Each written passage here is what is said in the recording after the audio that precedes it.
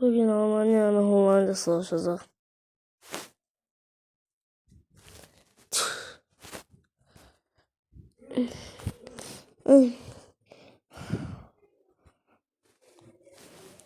Hollanda Rhineland'ın hamısını aldı.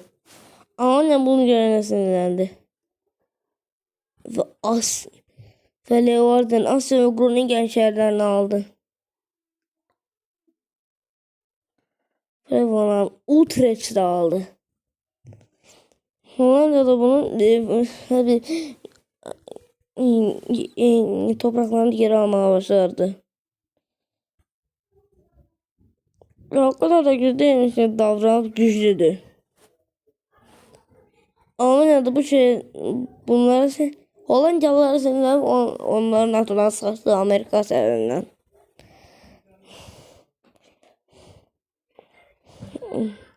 Geldi Hollanda arenasına sattı.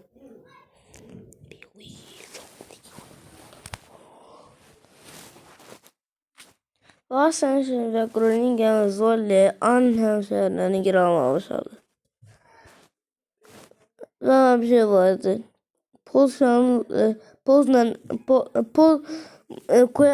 Koya ve Polonya eyaletinde Hollanda ayaklanmaları başladı. Ve Polşalılar da bunu reddedip Polşa'da Almanya'nın yanına girdi.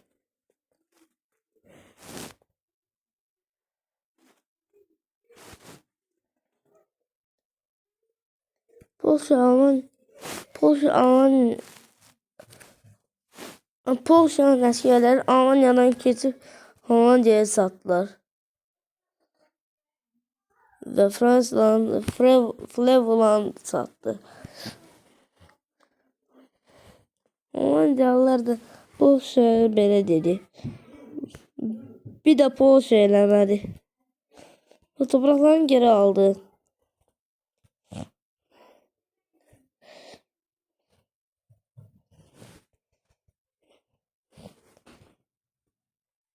Ve paytaxta düşmək üzrədir.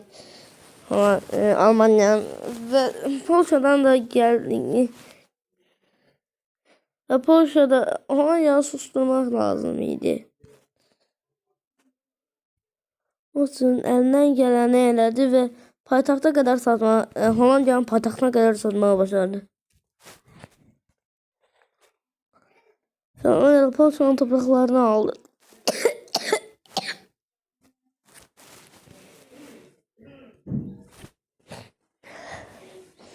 ve bu sefer de Polşa toprakları Almanya'ya verecek.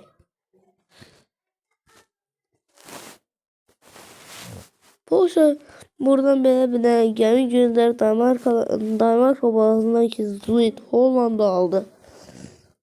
Ve qalan toprakları geri aldı. Hollanda barışmaq istədi. Ve Almanya ve Polşalar bunları kabul etmedi.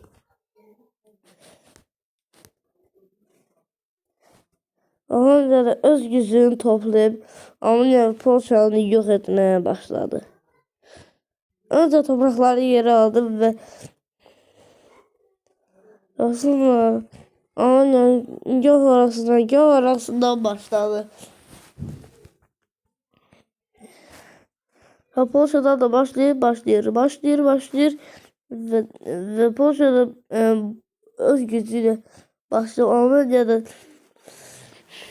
Almanya'da buradan gel ve Rhineland'ın hamısını almaya başladı ve toprakları geri aldı.